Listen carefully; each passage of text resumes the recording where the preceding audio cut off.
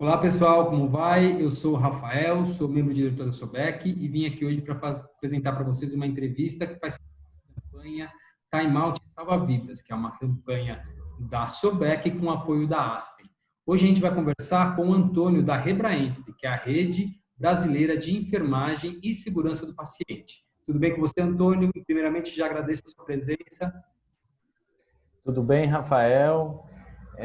Eu que agradeço a presença, o convite, né, da Sobec para que a gente possa falar um pouquinho da Rebraensp nesse projeto da Sobec. É um tema extremamente importante, né, o que a gente vai estar discutindo aqui agora. Então, eu falo aqui em nome de todos os membros da Rede Brasileira de Enfermagem e Segurança do Paciente. Obrigado pela confiança. Muito bom. Então, começa com a gente, já começa falando para a gente, Antônio, o que é a Rebraensp e qual a atuação da entidade no país, né? Então, Rafael, a Rede Brasileira de Enfermagem e Segurança do Paciente, ela é uma rede de enfermeiros criada em 2008, em São Paulo, né? Ou seja, completamos agora, em maio, 12 anos de atividade. A rede ela tem núcleos, ela é composta por núcleos e polos nas cinco regiões. Né? São 39 núcleos e aproximadamente 600 integrantes que participam das atividades da rede. A rede ela faz parte da Rede Internacional de Enfermagem e Segurança do Paciente. A rede internacional foi criada a partir de iniciativa da OPAS, né, e foi criada em 2006. Então, as redes internacionais de enfermagem, elas constituem estratégia de articulação e cooperação técnica, metodológica e operacional entre organizações e profissionais de enfermagem nas Américas e outras partes do mundo, com o objetivo de colaborar com pessoas, né, que são motivo do nosso cuidado, bem como para a formação de recursos humanos em enfermagem e o fortalecimento dos sistemas de saúde. Para contribuírem com as necessidades de saúde da população de cada país membro, e baseiam-se na qualificação dos profissionais de enfermagem, né? Rigor na pesquisa, na produção e uso das evidências científicas e no aprimoramento da prática assistencial, dentre outros aspectos.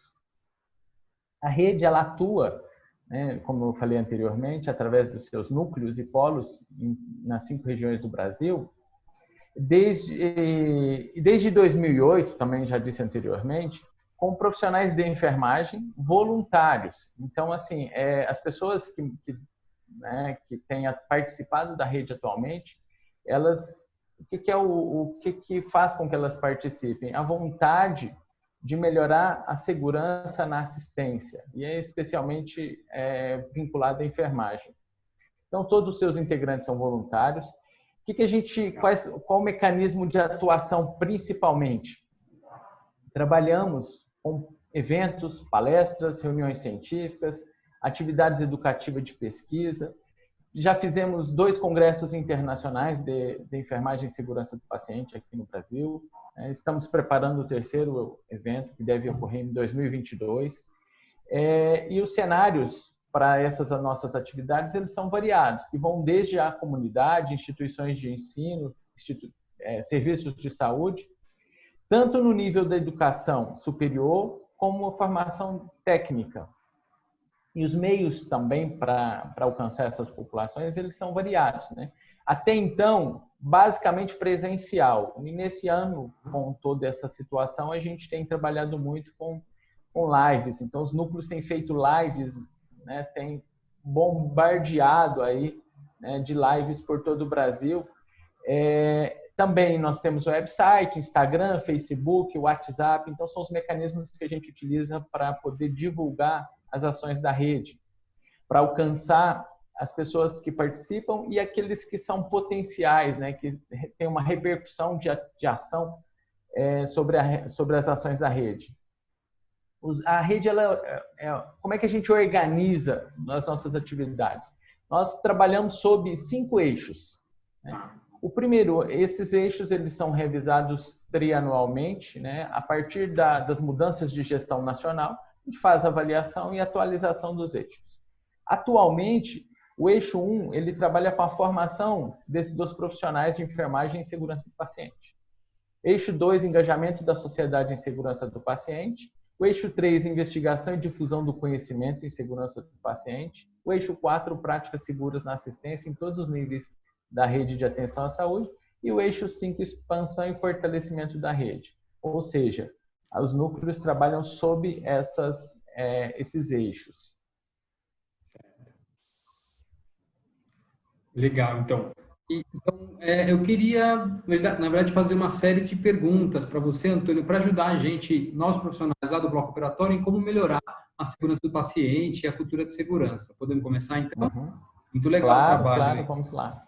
Então, a primeira pergunta que a gente ia fazer para vocês é, no bloco operatório, como a gente pode melhorar a segurança do paciente e evitar eventos adversos, né? A gente fala muito sempre do checklist cirúrgico, do timeout, que é o mesmo, né? Só a tradução, mas tem outras ferramentas que a gente pode utilizar no bloco operatório? Isso. O timeout, né, a lista de verificação, é a principal bandeira da segurança do paciente no bloco operatório, né? Visto que ele abrange diversos outros protocolos para a melhoria da segurança do paciente. Entretanto, é necessário instituir estratégias para minimizar os riscos, né, relacionados a outros, né, ou para minimizar outros riscos que não necessariamente estão contemplados no timeout, que são estes, né, lesão por pressão, queimaduras, administração segura de medicamentos, queda e infecção cruzada.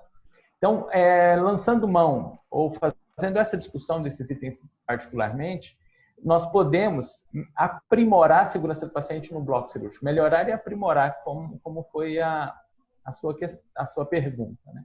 Então, acho que isso, a gente precisa ampliar essa discussão, além das questões específicas dos 3 momentos do timeout, da cirurgia segura, da lista de verificação de segurança cirúrgica. Antônio, eu queria fazer uma pergunta para você, que é como está o cenário nacional frente aos núcleos de segurança do paciente? Eles já estão implantados, já estão atuando? Conta para a gente como está esse cenário.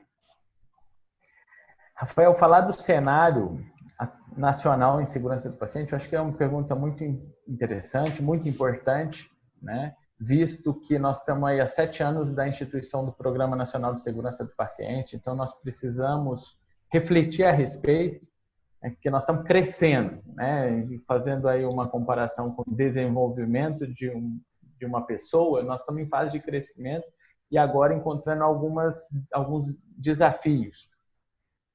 O cenário atual, ele é muito diferente daquele quando a Rebraensp começou a discutir segurança do paciente no Brasil, como eu falei anteriormente, em 2008. Então, não tínhamos algumas ações muito iniciantes, né? Eu participo da rede há 10 anos e a gente fazia algumas coisas que hoje elas são obrigatórias. Então, o cenário hoje mudou muito, né? Sem dúvida. Nós evoluímos, digo que, e pesquisas têm provado isso, que nós evoluímos em vários aspectos, né? Entretanto, existem alguns desafios, que aí eu vou estar elencando aqui agora. Um ponto a ser destacado é a participação dos sistemas de certificação de estabelecimento de saúde. Estes foram mecanismos propulsores para a mudança do cenário nacional de segurança do paciente e tem sido, né, no sentido que os serviços de saúde têm buscado certificações e um dos aspectos intimamente associados à certificação é a qualidade de segurança do paciente. Então, esse é um ponto. O segundo ponto foi a partir das realizações de pesquisas com o intuito de fazer um diagnóstico, né, de como é que está a segurança do paciente no Brasil. Então, eu destaco aqui, preciso referenciar o professor Walter Mendes, né, que iniciou essa atividade lá em 2004, um trabalho grande de pesquisa de identificação de evento adverso em hospitais no estado do Rio. Então, o professor Walter Mendes foi um precursor na discussão da segurança do paciente no Brasil, né? Também a professora Silvia Cassiani, que foi fundadora da Rede Brasileira de Enfermagem de Segurança do Paciente. Então, eu destaco que essas pessoas foram fundamentais, né, na construção né, de um projeto ou de uma política de segurança do paciente no Brasil. Então, eu disse inicialmente, participação dos sistemas de certificação, as pesquisas nacionais e a partir de 2 precursores que eu destaco. E aí, é claro, a promulgação do Programa Nacional de Segurança do Paciente, né, em 2013. Então, esse sim, não temos dúvida, né, é um marco para a mudança da segurança do paciente no Brasil. E aí, dos processos de implantação do programa ou de alcance de melhoria, né, dos objetivos do programa é a constituição dos núcleos de segurança do paciente nos serviços de saúde. Então, como é que está isso atualmente? Nós entendemos que os núcleos precisam evoluir, né? Precisamos, né, um dado da Anvisa, nós temos 4.156 núcleos de segurança cadastrados, num contexto de 5.168 municípios, mais o Distrito Federal, e de 319 mil estabelecimentos de saúde cadastrados no CNES. Ou seja, nós precisamos muito avançar nessa temática. Então, como eu falei anteriormente, nós temos avanços, nós evoluímos, entretanto, nós ainda temos uma longa jornada. E voltando à questão do núcleo, como você perguntou, o núcleo de segurança do paciente no serviço de saúde é a base para a construção de um projeto de segurança do paciente no serviço de saúde. Isso em todos os níveis da atenção. Então, a gente precisa evoluir muito nesse projeto, né, ou nessa estratégia do Programa Nacional de Segurança do Paciente. Muito interessante, Antônio, os números que você traz, né? A diferença entre instituições de saúde que a gente tem e o número de núcleos que a gente tem cadastrado. E aí eu até vou dar continuidade em cima disso, né? Naquelas instituições, Antônio, que os núcleos ainda não estão implantados ou ainda não estão em plena atividade, certo? Qual é o primeiro bloco? Eu sempre vou puxar para o bloco operatório, claro, que é nossa casinha, mas então, nessas instituições onde os núcleos não estão implantados, não estão funcionando, o que o bloco operatório pode fazer para iniciar a cultura de segurança ou para melhorar, para evoluir, para aprimorar a sua cultura de segurança e as suas ferramentas? O que ela pode fazer? Ótimo. Como dando sequência, né, na resposta anterior e linkando com a sua pergunta, os núcleos de segurança enquanto estratégia, né, fundamental para o fortalecimento da segurança do paciente no nosso país, e é lógico, isso parte dos serviços de saúde, e ele deve, né, desenvolver estratégias para mudar a cultura nas organizações, né, para fortalecer a prática baseada em evidências, e aí nós estamos falando em protocolos, e aí vem a lista de verificação de segurança cirúrgica. Ele deve fortalecer a notificação, né, e o aprendizado a partir das notificações, mudar uma questão, né, cultural, da cultura do erro. Né, da culpabilização, né? Da culpabilização, exatamente, desvincular uma coisa de outra, e aí vem a definição da cultura justa, a teoria da cultura justa, o envolvimento do cidadão e a inserção da temática na formação dos profissionais de saúde, visto que, né, nesse contexto, nós temos uma formação de profissionais de saúde a todo momento. Então, mesmo a formação técnica, a formação de graduação, de pós-graduação, mas também tem a formação contínua. Então, nós precisamos... Isso são estratégias que os núcleos devem lançar mão. Quando eu tenho, né, como nós falamos anteriormente, a gente tem dificuldade, nós temos um número mínimo, né, ou um número pequeno de núcleos, né, frente ao contexto de sistema de serviço de saúde nacional, os blocos de segurança, os blocos cirúrgicos, o bloco operatório, né, eles têm um papel extremamente importante, né? Eu sou enfermeiro de bloco cirúrgico, né? Nós ainda não tinha falado disso aqui anteriormente, e nós temos um papel fundamental de melhorar a segurança cirúrgica. Então, eu não preciso e não devo esperar diretrizes do núcleo de segurança do paciente para que eu institua ações pela segurança dos pacientes cirúrgicos. Então, os enfermeiros de bloco cirúrgico, eles precisam entender, eles precisam vestir essa bandeira, essa camisa, né? Carregar essa bandeira. Isso é extremamente importante. O pouco que a gente tem de núcleo, né? O que eu digo pouco são os números que eu citei anteriormente, eles são frequentemente compostos por um enfermeiro. Ou a instituição, ela lança mão de estruturas já formadas, como o Serviço de Controle de Infecção Hospitalar, para abranger, ou os gestores de qualidade, para abranger o núcleo de segurança. Né? Serviços de qualidade ou comitês de qualidade, para abranger o núcleo de segurança. E aí nós temos um enfermeiro. Então, assim, o núcleo de segurança do paciente, aonde existe, ele precisa ser agregado, nós vamos agregar novos parceiros.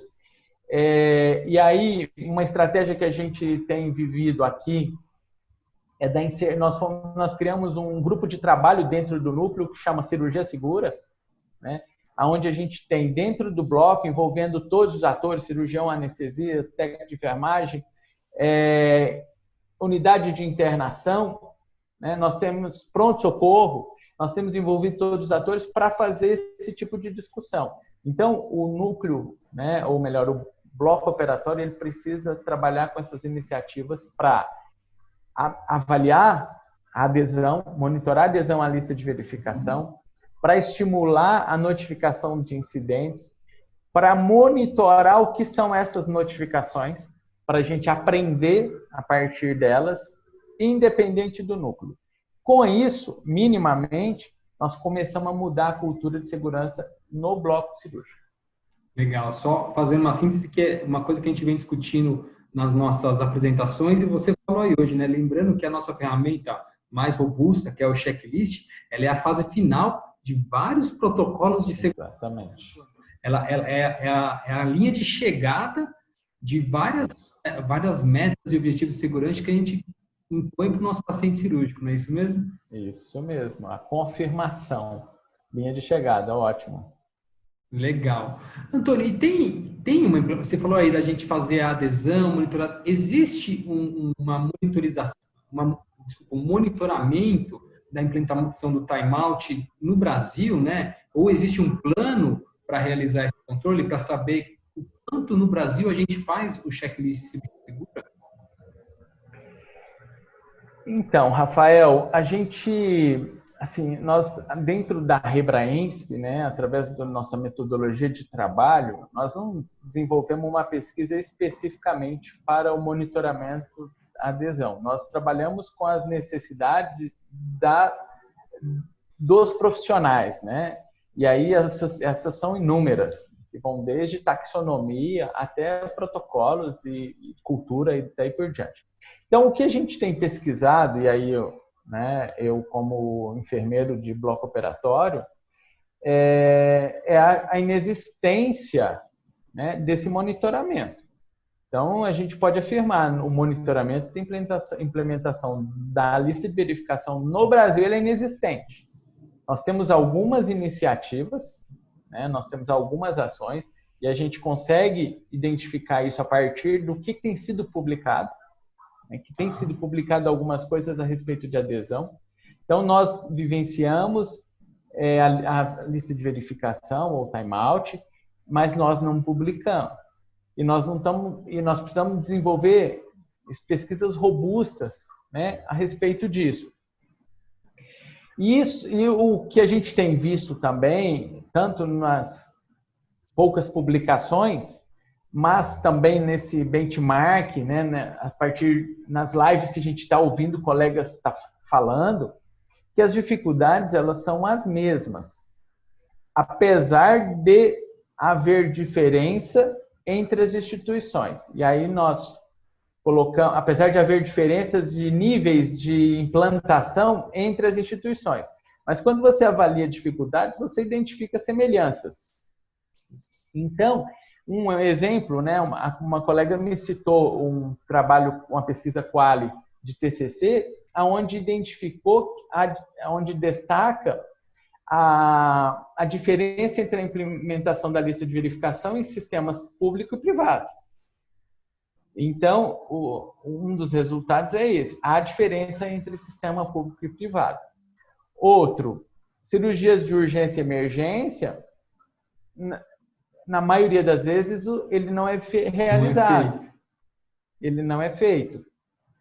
Então, e não há impedimento para isso, né? Porque não há impedimento.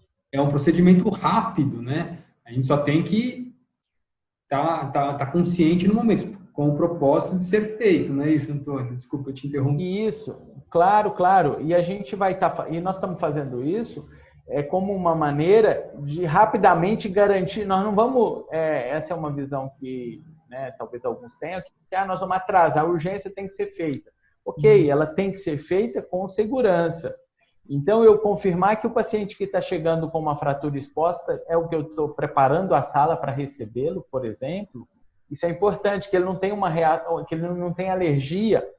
Preciso identificar que eu tenho a reserva de hemocomponente adequada.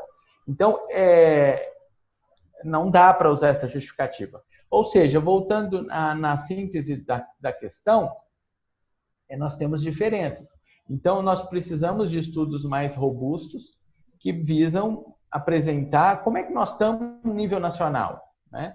E aí, assim, um dos estudos que eu identifiquei atual, por último agora, recentemente, é até de uma colega de Minas Gerais, da Ellen.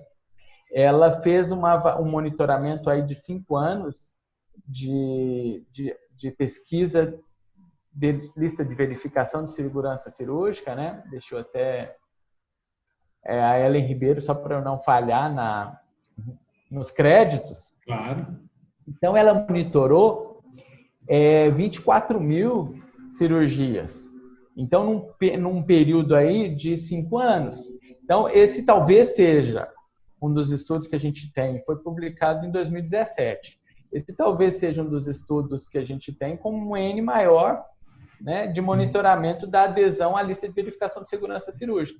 Então, e aí a gente consegue buscar outros artigos e nós estamos vendo que nós continuamos com a mesma leitura. Nós hoje temos, por ser uma questão legal, a lista de verificação em todos ou na maior parte dos prontuários, entretanto com a aplicação deficiente, com a implantação deficiente. Então, em todos os artigos que a gente identifica. E isso mostra o quanto nós precisamos trabalhar com esse monitoramento, com o monitoramento da adesão local e também a gente ter esse panorama nacional. Legal, então fica aí a importância da gente fazer primeiro o registro, né, das coisas que a gente faz, né, dos protocolos que a gente aplica. Sim. Precisa mensurar o que a gente aplica e como a gente aplica e talvez reavaliar os nossos protocolos, né, Antônio? A gente tem dificuldade, enfermeiro para-operatório, no geral, a gente tem um pouco de dificuldade de fazer essas coisas, né? A gente está sempre atuando muito no dia a dia, naquela loucura do bloco operatório, a gente esquece que a gente precisa também fazer isso para melhorar a nossa cultura, para melhorar nossos protocolos. Exatamente. E aí, eu vou fazer uma pergunta que eu acho bem desafiadora aqui, ó. Assim, Antônio, a gente sabe que os erros de medicação, né, que é um evento adverso, né, está em principais causas de morte no mundo, certo? E na anestesia, os estudos indicam que 1 a cada 20 administrações de medicação, elas provocam, né, elas são feitas de maneira errônea e acaba se tornando um evento adverso, certo? O que a gente poderia inserir no checklist ou não? Enfim, essa discussão que eu quero fazer com vocês. Se é possível inserir alguma coisa no checklist cirúrgico para a gente minimizar a ocorrência dessas falhas, né? Como que a gente poderia, por exemplo, criar ali uma barreira para não ter o erro da administração de medicação na indução ou durante todo o procedimento anestésico? Tem alguma coisa já na literatura, Antônio, ou uma experiência que você conheça ou que a Hebraísc conheça? Nós identificamos, né, nas publicações inúmeros artigos relacionados à administração segura de medicamentos. Então, esse é um aspecto ou um assunto até razoavelmente discutido. Acho que em segurança do paciente a gente nunca fala muito, mas razoavelmente discutido. E essa problemática ela é evidente, né? Você citou aí uma pesquisa na anestesia E aí, isso, nível nacional, a gente não tem esse dado, mas na nossa prática nós identificamos o quanto, né, esse trabalho de identificação de erro associado de identificação de erros de medicamento associado à anestesia, o quanto isso é importante. Mas para a gente fazer essa discussão, nós precisamos dar ênfase ou destacar o que é erro de medicação. E aí, quando eu digo isso, o enfermeiro de bloco operatório ele vai entender muito bem o que eu estou dizendo. Porque nós, enfermeiros, né, generalistas, que nós somos formados de maneira generalista, e aí depois a gente vai nos especializando, mas de maneira generalista nós também fomos formados para preparar medicamento, para administrar medicamento. Então, quando a gente fala em erro de medicamento, nós temos erro no preparo, eu tenho erro na administração, e ainda a gente tem que destacar a questão do erro diagnóstico, porque eu posso estar administrando o medicamento errado a partir do momento que eu não tenho o diagnóstico apropriado. E isso na sala operatória acontece o tempo todo. Por quê? Porque os diagnósticos, eles são muito, como é que eu posso dizer? É muito dinâmico. E ele percebe com uma hipotensão, um sintoma ou uma reação que o paciente está tendo e ele precisa rapidamente estar trabalhando. Então, ele é diagnóstico e tratamento. E isso, na maioria das vezes, né, se não todas as vezes, é feito pelo anestesiologista. Então, ele diagnostica e trata, diagnostica e trata. E aí, às vezes, nós temos algumas dificuldades, como a extensão do tempo pós-operatório, tempo anestésico no pós-operatório. Então, nós temos o sangramento, nós temos o paciente que ele superficializa no intraoperatório, o paciente que sente dor. Então, quando a gente fala em erro de medicamento, nós temos que estar pensando na questão do diagnóstico, e principalmente ligado à anestesia, diagnóstico e tratamento. Então, olha para você ver, eu estou falando sobre isso, pegando sobre esse aspecto, para a gente poder discutir o quanto é complexo falar em erro de administração de medicamento dentro do bloco operatório. Além disso, outro aspecto é com relação ao preparo. Quem não vê um medicamento fica exposto, né, uma agulha aberta durante a cirurgia, a injeção, ou melhor, a administração de medicamento sem a limpeza do hub, sem as condições adequadas para a prevenção de infecções de corrente sanguínea. Então, isso também é erro na administração de medicamento. Então, por isso que eu volto lá no começo na definição de administração segura de medicamentos. Então, eu acho que essa é uma grande discussão. Precisamos fazê-la, né, dentro do bloco operatório, envolvendo o anestesista. Precisamos estendê-la para a recuperação pós-anestésica, porque ali o enfermeiro ele participa mais ativamente na administração de medicamento. Um outro aspecto que está associado aí à questão diagnóstico, que eu falei anteriormente, isso está na lista de verificação de segurança cirúrgica, é a antibiótico-terapia profilática. Então, a prevenção da infecção de sítio cirúrgico, qual que é o tempo, né, para administração antes da incisão e o repique dessa droga no intraoperatório, como é que isso tem sido feito? Gostaria que você falasse para a gente aí, Antônio, qual é esse tempo, porque essa pergunta acontece recorrentemente nas nossas conversas, nas nossas discussões na internet.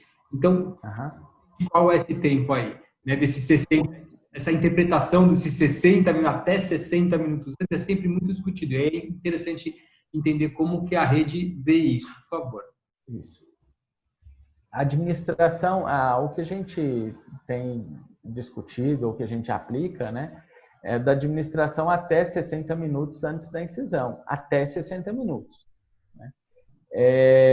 E aí, nós estamos fazendo um levantamento local, né, sobre o repique dessa droga. Então, que isso depende de quê? depende de diversos fatores. Depende do tipo de cirurgia, depende da meia-vida da droga.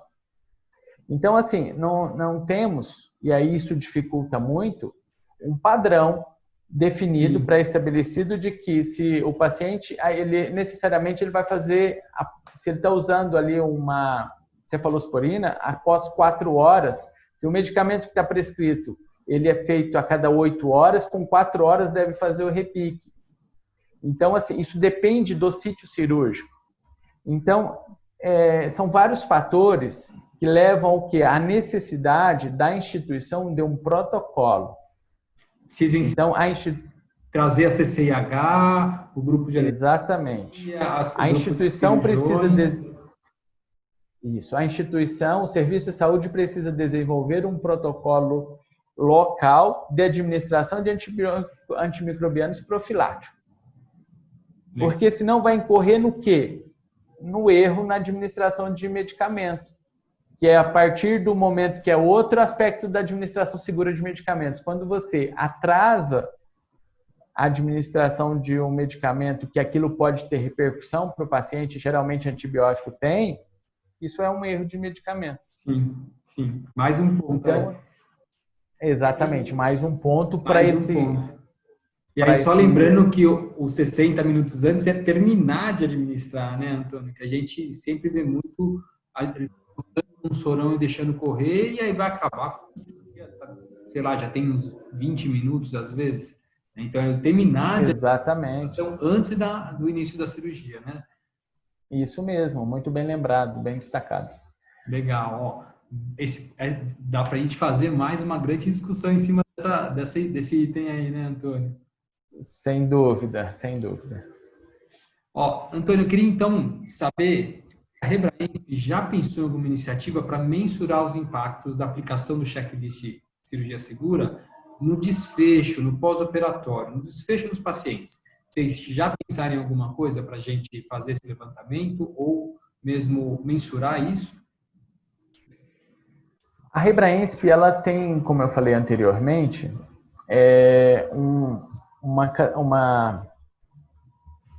um meio de atuação, né, de sensibilização e de trabalho com a ponta, de mobilização da ponta, né, de quem está lá na assistência ou de quem está lá na sala de aula, na formação de novos profissionais. Então, assim, nós não temos dentro da rede especificamente um grupo para fazer esse tipo de trabalho, né? Nós até temos a estratégia da constituição de grupos de trabalho, e que são grupos de trabalho mais genéricos, né? Por exemplo, nós temos grupos de trabalho de avaliação de políticas públicas. Então, sempre que sai uma consulta pública, esse grupo de trabalho ele participa para a gente poder fazer uma avaliação das propostas de política pública voltadas para a segurança do paciente. Nós temos grupos de trabalho associados com a identificação e a avaliação de incidentes, né, de eventos adversos. Então, a gente procura fazer essa avaliação para poder discutir um pouquinho e tentar promover o aprendizado. E nós temos um grupo de trabalho que é o chamado científico, onde a gente busca fazer algumas discussões. Talvez essa discussão dos desfechos do pós-operatório, né, na aplicação da lista de segurança no desfecho pós-operatório, seja até interessante, né? Nós não iniciamos esse trabalho, mas talvez seja interessante para que a gente pudesse estar avaliando, visto que existe um gap, né, nesse sentido. Então, atualmente não, mas fica aí a dica. Eu acho extremamente importante. Muito bom. E, na verdade, a gente fica 2 dicas aqui, né, Antônio? Tem várias coisas que você citou na questão anterior, que é essas falhas de um diagnóstico preciso, uma administração de medicamento que foi feito por causa da demanda, da dinâmica, ou mesmo, como você falou agora, situações do momento da cirurgia que acaba passando, que o enfermeiro pré-operatório acaba enxergando isso como sendo intercorrências, na verdade, desvios do ato em si, e não leva isso como um evento, não leva isso como um incidente para ser notificado e depois ser estudado, né? Porque provavelmente isso vai interferir um pouco no desfecho, mas a gente acha isso no corriqueiro do nosso dia a dia. Então fica esse... Perfeitamente. Perfeitamente. Muito bom. Posso para a próxima, Antônio? Claro, vamos lá. Fala para mim, você já citou essa diferença entre instituições públicas e instituições privadas, tá? Então, tem na literatura iniciativas públicas e privadas para auditoria relacionada a complicações pós-operatórios e eventos adversos relacionados ao procedimento anestésico cirúrgico? Existe na literatura essas auditorias? Rafael, nós seguimos aí na mesma linha de raciocínio, né? Existe um gap nacional, né? Então, e aí isso deve-se à inexistência de núcleos de segurança do paciente atuante, a inexistência e, por vezes, quando existe, inatuante, com atuação frágil na melhoria dos processos. Então, eu acho que assim, a gente voltar um pouquinho para essa dificuldade. Eu acho que a gente pensar um pouquinho nessa dificuldade de maneira geral. E que se a gente identifica uma dificuldade no cenário geral, isso é inerente ou seja, essa mesma dificuldade ela é replicada dentro do bloco operatório, das complicações pós-operatórias, bem como os procedimentos anestésicos cirúrgicos. Então, existe uma subnotificação, isso é nítido, né? Nós não temos no Brasil estudos nacionais sobre a ocorrência de eventos adversos, nós não temos. E os dados da Anvisa, que são extraídos do Notivisa, que é o Programa Nacional de Notificação de Incidentes, eles são muito distantes da prática assistencial. Essa é uma leitura que fazemos. Por exemplo, né, quando você vai pesquisar os dados do Notivisa, nós temos, né, os dados mais recentes, a última publicação da Notivisa, que saiu agora de junho de 2020, 151 mil incidentes notificados. A maior parte desses incidentes, eles são categorizados como falha durante assistência de saúde. Ou seja, ele é genérico. Ele é genérico. Então, nós temos aí, ou seja, dificultem muito o processo de avaliação para tomada de decisão. Além disso, né, então, nesse contexto, 151 mil notificações, tivemos também 792 óbitos. Isso não representa a realidade, está muito longe da realidade nacional, quando a gente pensa no que está descrito, né, nas publicações, de que em cada 10 pacientes, né, tem um evento adverso. Então, ou seja, esse número está muito aquém do que a gente realmente tem na prática. E aí, voltando especificamente para o centro cirúrgico, ou para o bloco cirúrgico, nesses últimos dados da Anvisa, nós tivemos 920 notificações relacionadas de falhas durante o procedimento cirúrgico.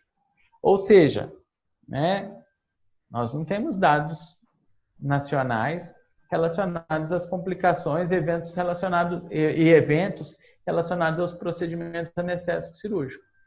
Então, assim, precisamos muito, e a Rebrensp tem feito, dentro dos grupos de trabalho que eu citei anteriormente, feito um trabalho, uma pesquisa, e nós estamos tentando fazer uma publicação, relacionada exatamente ao Sistema Nacional de Notificações de Incidentes, que nós precisamos facilitar. Isso tem que ser quem trabalha com núcleo de segurança, quem vai estar nos ouvindo aí que trabalha com núcleo de segurança e com o sistema, identifica um monte de itens que poderiam ser melhorados, para que a gente chegasse na pergunta que você me fez, com relação à auditoria relacionada às complicações e eventos adversos relacionados ao procedimento cirúrgico. Então, nós temos que melhorar a nível geral e principalmente, né, ou melhor, bem como dentro do bloco cirúrgico associado aos procedimentos anestésicos cirúrgicos. E aí eu vou fazer um link com uma pergunta que nós discutimos anteriormente, que está com relação ao papel do bloco cirúrgico nesse monitoramento, o papel da equipe cirúrgica. Porque nós podemos monitorar a infecção de sítio cirúrgico, nós vamos monitorar isso aonde? Lá no atendimento, no ambulatório, no retorno do paciente. Isso é parte de uma ação da equipe cirúrgica, né? Ou seja, precisamos melhorar em todos esses aspectos. Mas vamos lá. Isso aí. É desafiador, né? Melhorar essa nossa cultura. Desafiador. A gente está ainda pensando, ainda mais quando a gente percebe os números, a gente está engatinhando ainda, né, Antônio? A gente falou muito Exatamente. durante a conversa, a gente está engatinhando ainda. Bom, eu vou fazer a última pergunta, Antônio. Vou perguntar qual é a mensagem da Rebraensp sobre a importância do engajamento do profissional sobre o checklist de cirurgia segura, né? No que diz respeito às metas internacionais de segurança, na aplicação dos protocolos de cirurgia segura e de segurança do paciente. O que a Rebraensp fala para o profissional? As metas internacionais de segurança do paciente, elas são a nossa bandeira, né? Elas devem ser vistas por todos nós, profissionais de saúde, comprometidos com uma assistência de qualidade, com uma assistência segura, comprometidos com o resultado, com a melhoria, né, da saúde da nossa população. Nós devemos identificar as metas de segurança do paciente como um lema, basicamente como um lema. Entretanto, o alcance das metas, ele depende do nível de engajamento da alta gestão e dos profissionais de saúde. Então, nós precisamos envolver a alta gestão nesse engajamento. Então, a gente não pode... a mensagem da rede é essa. Precisamos de engajamento da alta gestão e engajamento dos profissionais. Isso não funciona se a gente tiver engajamento em níveis distintos. Então, o alcance das metas, ele precisa desse engajamento.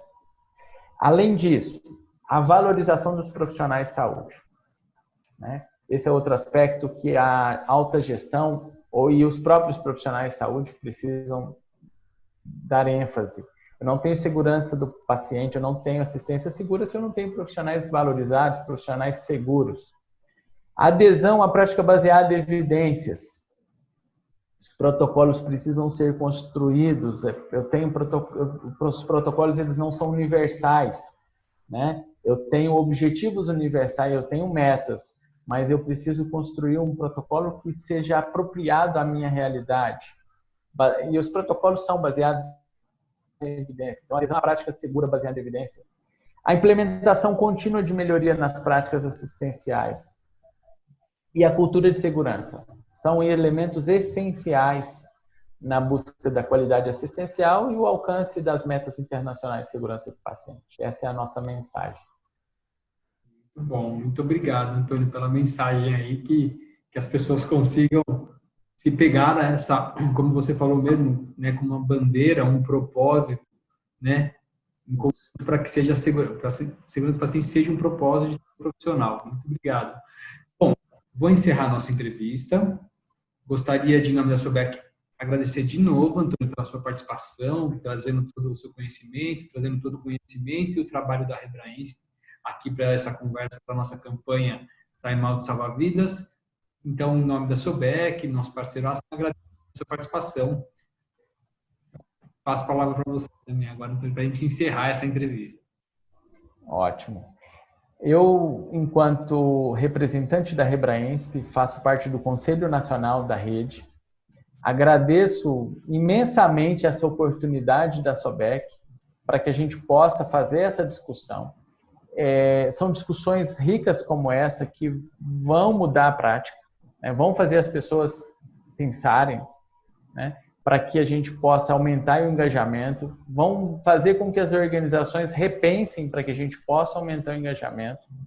Então, nós agradecemos imensamente essa oportunidade da SOBEC, parabenizamos o trabalho que a SOBEC tem feito nessa bandeira da segurança do paciente, porque lista de verificação é segurança do paciente. Então, nós parabenizamos por esse trabalho, tem sido fundamental, né? Então, fica aqui o abraço a todos os colegas da Rebraensp, a todos os colegas da SOBEC, e a gente está à disposição sempre no que for necessário, no que a gente puder contribuir. Muito obrigado, Rafael, e a todos os membros da SOBEC. Obrigado a vocês. Até mais, gente, até o próximo vídeo ou próxima live.